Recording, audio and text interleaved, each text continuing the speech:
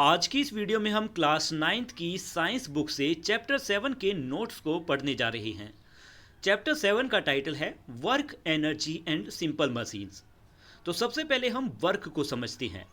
Work is said to be done when a force applied on an object produces displacement in the direction of the force। यानी जब किसी object पर force लगाया जाता है और उस फोर्स की डायरेक्शन में ऑब्जेक्ट अपनी जगह बदलता है तो हम कहते हैं कि वर्क डन हुआ है। एग्जाम्पल के लिए अगर आप किसी बॉक्स को धक्का देकर आगे बढ़ते हैं तो बॉक्स अपनी पोजीशन बदलता है, इसीलिए यहाँ वर्क किया गया है। फिर है formula of work. If a constant force F causes displacement S, then work done is W equals Fs। यहाँ पर W का मतलब है work done, F for force और S फॉर डिस्प्लेसमेंट। यानी वर्क निकालने के लिए फोर्स को डिस्प्लेसमेंट से मल्टीप्लाई करती हैं। एक और important formula W equals F S cos theta. यहाँ पर थीटा ये एंगल फोर्स और डिस्प्लेसमेंट के बीच के एंगल है। इस फॉर्मूले का मतलब है कि केवल वही फोर्स वर्क करती है जो डिस्प्लेसमेंट की डायरेक्शन में होती है। अब है डिफरेंट एंगल एंड वर्क, यानी अलग अलग एंगल पर वर्क डन कैसे निकालती हैं। जब फोर्स और डिस्प्लेसमेंट एक ही डायरेक्शन में हो, फोर्स और डिस्प्लेसमेंट एक ही डायरेक्शन में हो तो यहाँ पर एंगल 0 डिग्री बनता है, यानी 1। तो 1 को जब हम थीटा की जगह पे रखेंगे तो आंसर आएगा W इक्वल्स एफ एस। यानी इस सिचुएशन में वर्क मैक्सिमम होता है, जैसे किसी बॉक्स को सीधे आगे धकेलना, ये इसी का एग्जांपल है। सेकंड बात करें, थीटा अगर 90 डिग्री है, जब फोर्स और डिस्प्लेसमेंट एक दूसरे के परपेंडिकुलर हो तब कोस 90 डिग्री 0 होता है, और जब परपेंडिकुलर डायरेक्शन में हो फोर्स और डिस्प्लेसमेंट तो वर्क डन 0 होगा। अगला है थीटा 180 डिग्री, जब फोर्स और डिस्प्लेसमेंट दोनों अपोजिट डायरेक्शन में हो। अपोजिट डायरेक्शन में कोस थीटा यानी कोस 180 डिग्री की वैल्यू होती है -1, यानी फॉर्मूला बना W equals minus F S. इस सिचुएशन में वर्क का आंसर नेगेटिव होगा। नेक्स्ट है work depends on distance. Work depend on the effect of force over a distance, not just force alone. मतलब केवल फोर्स लगाना ही काफ़ी नहीं है, वर्क इस बात पर भी निर्भर करता है कि फोर्स लगाने से ऑब्जेक्ट कितनी डिस्टेंस तक मूव हुआ है। अगर डिस्टेंस नहीं बदली तो वर्क नहीं होगा। वर्क की एसआई यूनिट जूल होती है। इसका नाम साइंटिस्ट जेम्स प्रेस्कॉट जूल के नाम पर रखा गया है। उन्होंने यह स्टडी किया कि मैकेनिकल एनर्जी और थर्मल एनर्जी एक दूसरे के से कैसे रिलेटेड हैं और एक फॉर्म से वे दूसरे फॉर्म में कैसे कन्वर्ट हो सकती हैं। उनके कार्य ने एनर्जी को समझने का एक बेहतर तरीका विकसित करने में मदद की। नेक्स्ट है definition of 1 joule. 1 joule is defined as the work done when a force of 1 newton moves an object through a distance of 1 metre in the direction of the force. यदि 1 न्यूटन फोर्स किसी object को force की direction में 1 metre तक move करा दे तो किया गया वर्क 1 जूल कहलाता है। इसे लिखने का तरीका ऐसे है जैसे 1 जूल इक्वल्स टू 1 Nm, यानी 1 न्यूटन मीटर। अब याद रखने वाली बात यह है कि वर्क एक स्केलर क्वांटिटी है। स्केलर क्वांटिटी का मतलब है कि इसमें केवल मैग्नीट्यूड होता है और डायरेक्शन नहीं होता। हालांकि फोर्स और डिस्प्लेसमेंट दोनों वेक्टर क्वांटिटी है, लेकिन वर्क स्केलर क्वांटिटी है। Work done is 0 in 3 situation, यानी 3 परिस्थितियों में वर्क 0 हो जाता है। First situation, when no force is applied. यदि कोई फोर्स नहीं लगाया जाता तो फोर्स 0 होती है और एनर्जी ट्रांसफर नहीं होगी, इसीलिए वर्क डन भी 0 होगा। सेकंड कंडीशन, जब डिस्प्लेसमेंट ना हो। जब डिस्प्लेसमेंट की वैल्यू ही 0 हो जाए तो फॉर्मूले के आधार पर वर्क डन भी 0 हो जाएगा।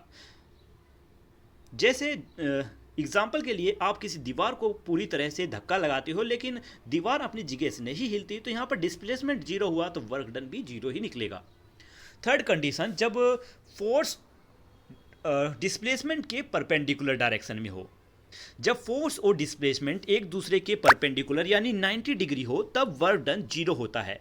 जैसे सर्कुलर मोशन में आगे जो सर्कुलर मोशन में लगने वाला सेंट्रीपिटल फोर्स, यह फोर्स ऑब्जेक्ट की डायरेक्शन बदलता है लेकिन डिस्प्लेसमेंट की डायरेक्शन में कोई काम नहीं करता, इसलिए वर्क डन यहाँ पर जीरो निकलता है। Next, work is the product of the component of force in the direction of displacement and the distance moved। यानी वर्क फोर्स के उस भाग और चली गई डिस्टेंस के सम के बराबर होता है जो डिस्प्लेसमेंट की डायरेक्शन में काम कर रहा हो। आसान शब्दों में कहें तो केवल वही फोर्स वर्क करती है जो ऑब्जेक्ट को अपनी डायरेक्शन में मूव कराती है, और इसी कारण वर्क का फॉर्मूला होता है W equals Fs cos theta. Next, positive work. Work and displacement are in the same direction between 0 and 90 degree. यानी जब फोर्स और डिस्प्लेसमेंट लगभग एक ही डायरेक्शन में होती हैं, यानी 0 डिग्री से 90 डिग्री के बीच होता है थीटा, तब पॉजिटिव वर्क होता है।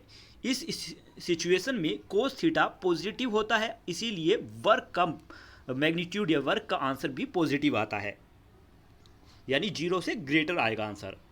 In this case force help motion and increase the objects energy. इस सिचुएशन में लगाया गया फोर्स ऑब्जेक्ट की मोशन में मदद करता है और उसकी एनर्जी बढ़ाता है, यानी फोर्स और मोशन एक दूसरे का साथ देते हैं। एग्जाम्पल के लिए, जैसे किसी कार्ट या व्हील चेयर को आगे धक्का देना, किसी गिरती हुई ऑब्जेक्ट पर ग्रेविटी का कार्य करना, दोनों सिचुएशंस में फोर्स और डिस्प्लेसमेंट लगभग एक ही डायरेक्शन में होती हैं, इसीलिए पॉजिटिव वर्क करता है, इसीलिए पॉजिटिव वर्क होता है। यहाँ पर positive work generally increase kinetic energy, मतलब पॉजिटिव वर्क होना सामान्य ऑब्जेक्ट की काइनेटिक एनर्जी बढ़ जाती है, यानी ऑब्जेक्ट पहले से ज़्यादा तेज चलने लगता है। नेक्स्ट है negative work done. Work is negative when force acts upon in opposite to the displacement. यानी जब फोर्स डिस्प्लेसमेंट की अपोजिट डायरेक्शन में काम करने लगता है तब नेगेटिव वर्क डन होता है। इस सिचुएशन में थीटा की वैल्यू 90 डिग्री से 180 डिग्री के बीच होती है। क्योंकि इस रेंज में 90 डिग्री से 180 डिग्री के बीच कोस थीटा नेगेटिव होता है, इसलिए वर्क डन भी नेगेटिव मिलेगा। यहाँ फोर्स मोशन का अपोज करता है, यानी ऑब्जेक्ट को आगे बढ़ने की बजाय उसकी स्पीड कम करने की कोशिश करता है। इस कारण सिस्टम की एनर्जी कम हो जाती है। एग्जाम्पल के लिए, फ्रिक्शन किसी चलती हुई ऑब्जेक्ट की स्पीड कम कर देता है और एक गोलकीपर चलती हुई बॉल को रोक देता है।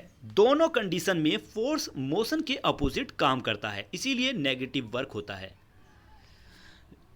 Negative work reduces kinetic energy, मतलब नेगेटिव वर्क होने पर ऑब्जेक्ट की काइनेटिक एनर्जी कम हो जाती है, यानी ऑब्जेक्ट धीमा हो जाता है। नेक्स्ट है work energy theorem. The work energy theorem states that the net work done on an object equals to the change its kinetic energy. इस थ्योरम के अनुसार किसी ऑब्जेक्ट पर किया गया नेट वर्क उसकी काइनेटिक एनर्जी में हुए बदलाव के बराबर होता है। फॉर्मूला होता है इसका वर्क एनर्जी थ्योरम का, इसको डिनोट करते हैं ट्राइंगल के से, और kinetic final kinetic energy minus initial kinetic energy का सब्ट्रैक्शन। दिस मीन्स, मतलब इसका मतलब है कि किसी ऑब्जेक्ट की मोशन बदलने के लिए वर्क सीधे जिम्मेदार होता है। यदि पॉजिटिव वर्क किया जाता है तो काइनेटिक एनर्जी बढ़ती है, और यदि नेगेटिव वर्क किया जाता है तो काइनेटिक एनर्जी घटती है। की idea, work change kinetic energy. Work kinetic energy को बदलता है। अगर 0 से बड़ा है तो काइनेटिक एनर्जी बढ़ेगी, अगर 0 से छोटी है वर्क तो काइनेटिक एनर्जी घटेगी। नेक्स्ट है एनर्जी। अब हम एनर्जी के बारे में समझेंगे। एनर्जी का मतलब क्या है? Energy is the capacity to do work. Energy किसी काम को करने की क्षमता होती है। It is the ability of a system or object to cause change, especially to apply force and produces motion। यानी किसी ऑब्जेक्ट या सिस्टम की वह क्षमता जिससे वह चेंज ला सके, फोर्स लगा सके और मोशन पैदा कर सके, एनर्जी कहलाती है। एनर्जी कई फॉर्म्स में पाई जाती है, जैसे mechanical energy, heat energy, light energy, chemical energy और इलेक्ट्रिकल एनर्जी। और एनर्जी की एसआई यूनिट भी जूल होती है, यानी यूनिट वर्क भी होती है। एनर्जी भी एक स्केलर क्वांटिटी है। एनर्जी को ना तो बनाया जा सकता है और ना ही नष्ट किया जा सकता है, इसे केवल एक फॉर्म से दूसरे फॉर्म में बदला जा सकता है। और एनर्जी भी एक स्केलर क्वांटिटी है, यानी एनर्जी ना तो क्रिएट की जा सकती है और ना ही डिस्ट्रॉय की जा सकती है, ये केवल एक फॉर्म से दूसरे को फॉर्म में कन्वर्ट की जा सकती है। Kinetic energy. अब काइनेटिक एनर्जी को समझते हैं। Kinetic energy is the energy possessed by body due to its motion, यानी किसी ऑब्जेक्ट के पास उसकी मोशन के कारण जो एनर्जी होती है उसे काइनेटिक एनर्जी कहती हैं। काइनेटिक एनर्जी दो चीजों पर निर्भर करती है, एक मास और दूसरी वेलोसिटी। फॉर्मूला है काइनेटिक एनर्जी का हाफ mv², m फॉर मास और v for velocity. Kinetic energy speed के स्क्वायर पर निर्भर करती है। यदि स्पीड को डबल कर दिया जाए तो काइनेटिक एनर्जी 4 टाइम्स बढ़ जाएगी। जो ऑब्जेक्ट ज़्यादा तेज चलती है और जिनका मास ज़्यादा होता है उनके पास काइनेटिक एनर्जी भी ज़्यादा होती है। नेक्स्ट बात करें पोटेंशियल एनर्जी की। Potential energy is stored energy due to position और कॉन्फ़िगरेशन। किसी ऑब्जेक्ट की पोजीशन या अरेंजमेंट के कारण उसमें जो एनर्जी स्टोर होती है उसे पोटेंशियल एनर्जी कहती हैं।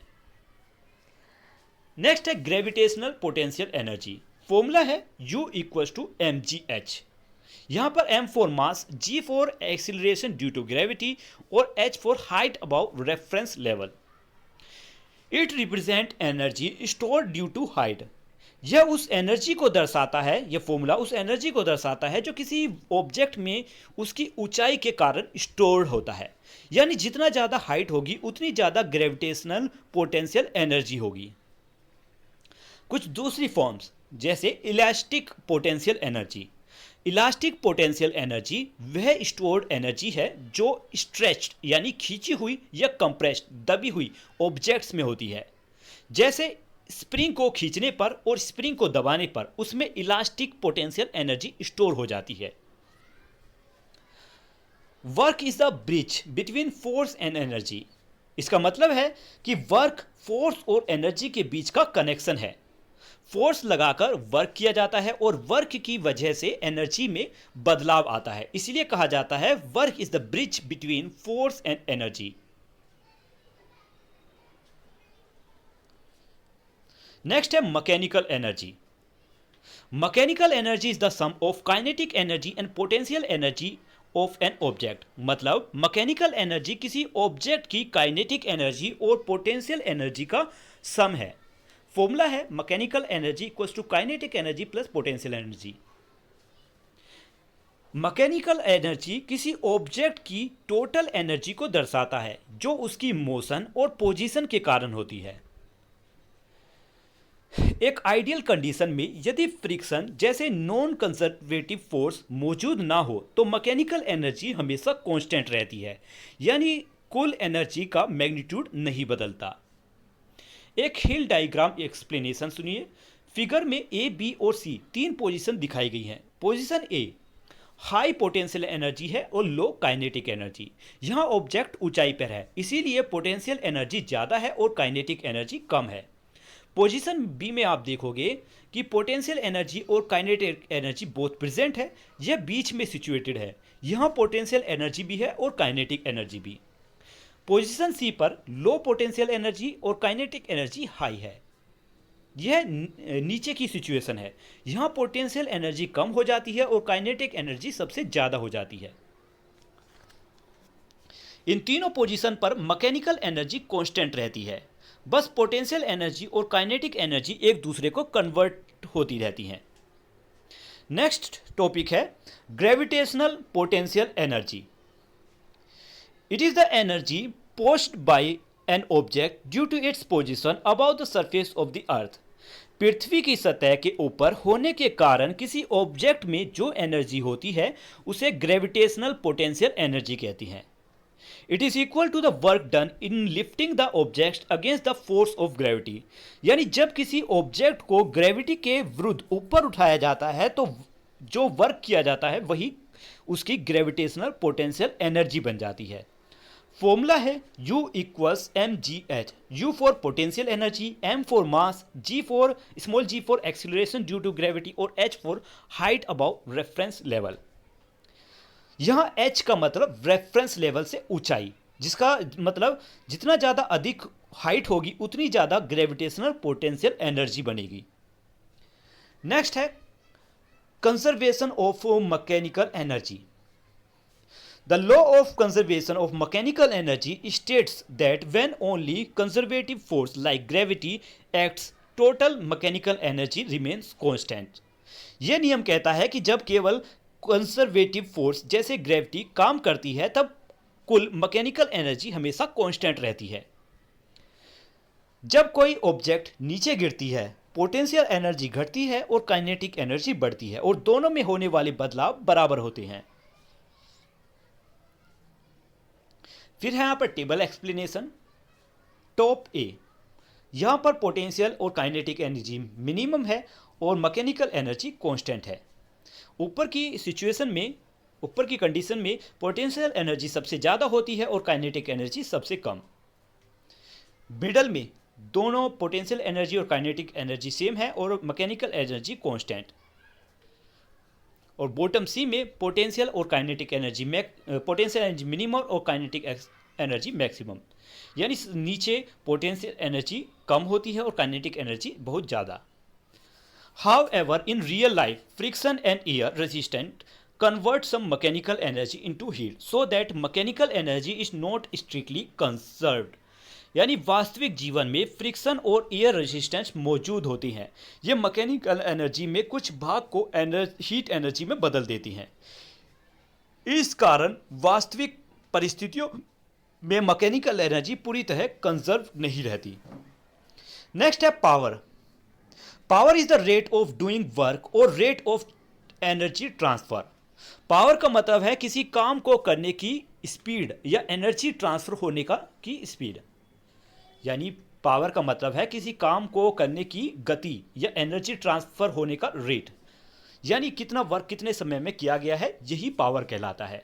फॉर्मूला है पावर का W डिवाइड बाई टाइम, यानी work done divide by time taken.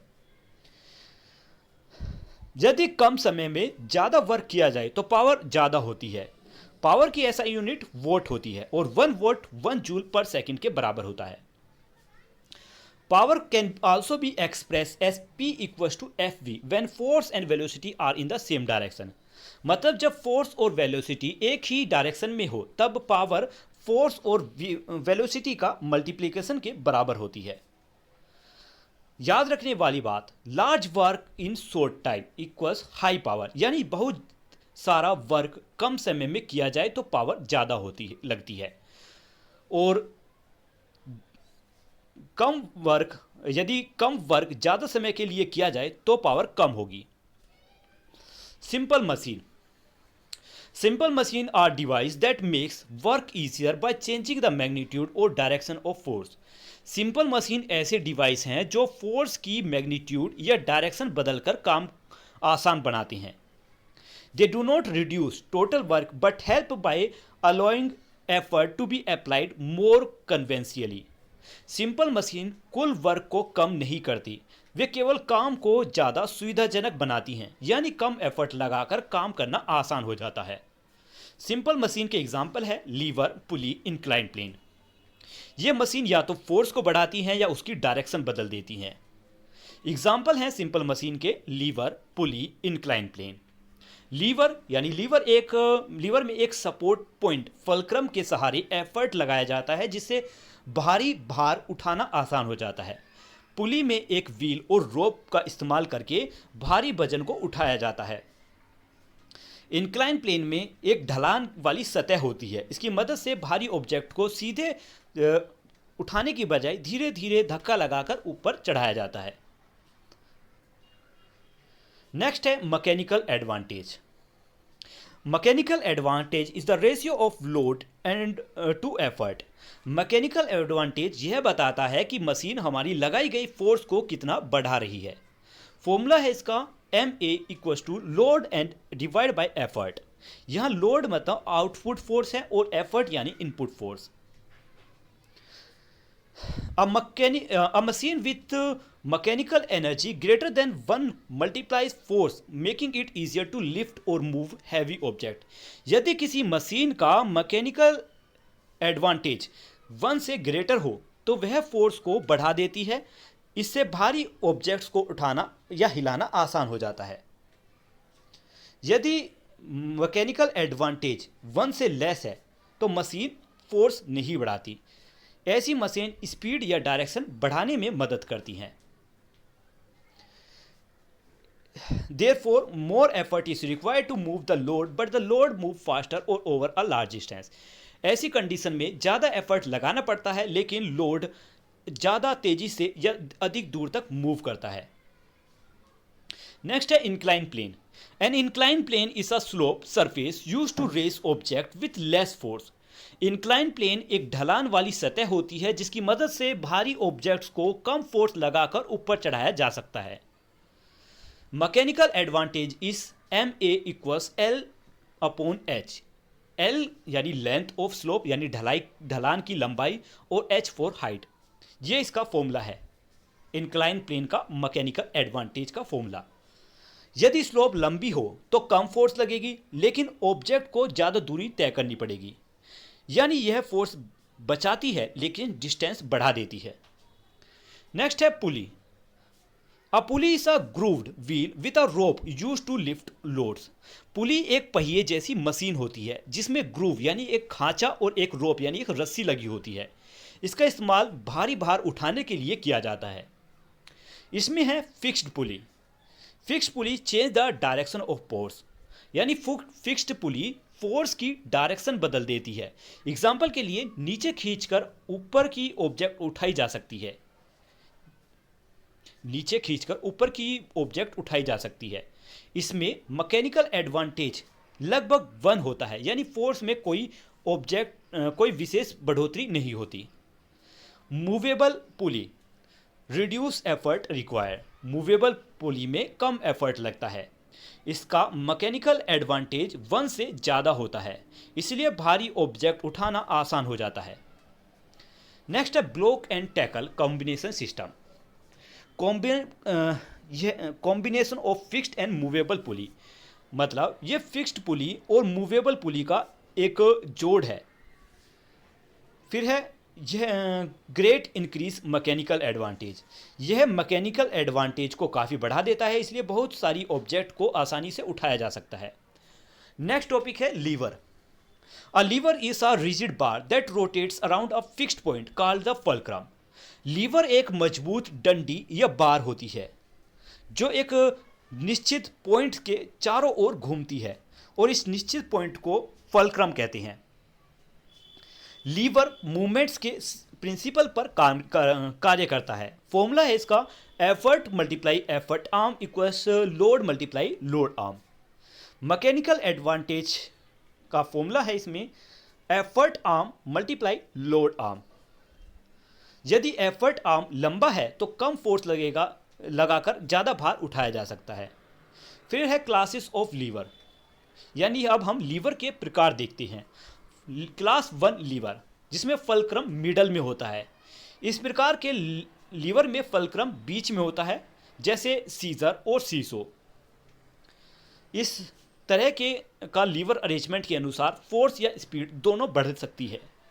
Second liver जिसमें लोड बीच में होता है, जैसे व्हील बैरो और ओपन बोतल ओपनर। यह हमेशा फोर्स को बढ़ाता है। फिर है क्लास 3 लीवर। इसमें एफर्ट बीच में लगता है, जैसे ट्विज़र ब्रूम। यह स्पीड बढ़ाता है लेकिन ज़्यादा एफर्ट की ज़रूरत होती है। नेक्स्ट टॉपिक है एनर्जी कंजर्वेशन इन मशीन।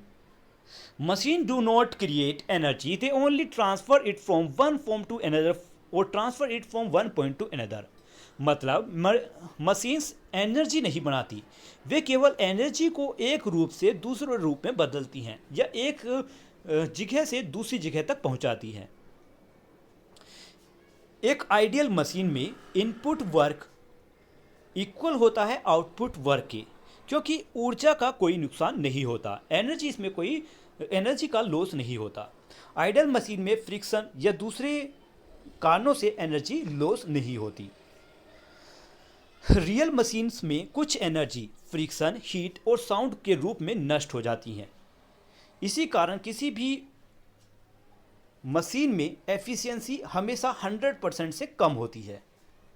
अब एफिशिएंसी क्या है? एफिशिएंसी बताती है कि मशीन द्वारा प्राप्त आउटपुट कितना है। इसका फॉर्मूला है एफिशिएंसी निकालने का, output divide by input work multiply by total 100%। अब यदि मशीन को 100 जूल एनर्जी दी गई और उससे 80 जूल्स वर्क प्राप्त हुआ, तो एफिशिएंसी हम यहाँ पर निकालेंगे 80%। अब डिफरेंस है ideal machine versus real machine के बीच में। आइडियल मशीन में एनर्जी लॉस नहीं होती, जबकि रियल मशीन में कुछ हद तक ही एनर्जी लॉस होती है। आइडियल मशीन में इनपुट वर्क और आउटपुट वर्क बराबर होता है, लेकिन रियल मशीन में इनपुट वर्क ज़्यादा होता है लेकिन आउटपुट वर्क हमें कम मिलता है। आइडियल मशीन एफिशिएंसी 100% होती है, लेकिन रियल मशीन में एफिशिएंसी 100% से कम होती है। आइडियल मशीन यानी वो मशीन जिससे हम 100% काम ले सके, हमारी एक इमेजिनेटिव मशीन। लेकिन रियल मशीन में ऐसा नहीं होता, रियल मशीन में आउटपुट कम मिलता है। Next important point, efficiency is always less than 100%। मतलब ये लास्ट पॉइंट यही बताया गया है कि एक आइडियल मशीन होती है और रियल मशीन। रियल मशीन के बारे में बताया गया है कि वास्तविक जीवन में किसी भी मशीन में कोई भी मशीन एफिशिएंसी 100% नहीं दे सकती। यानी जितना हमने इनपुट लगाया उतना ही हमें आउटपुट नहीं मिलेगा और पूरी तरह वो काम नहीं करेगा। उसमें कुछ ना कुछ एनर्जी हमेशा फ्रिक्शन या हीट या साउंड के रूप में लॉस जरूर होती है। यही रियल मशीन है। तो आज की ये वीडियो यहीं पर कंप्लीट होती है। नोट्स कंप्लीट हुए। ये वीडियो आपको कैसी लगी इस बारे में कमेंट में लिखकर जरूर बताएं। मिलते हैं अगली वीडियो में, तब तक के लिए। आज की इस वीडियो में हम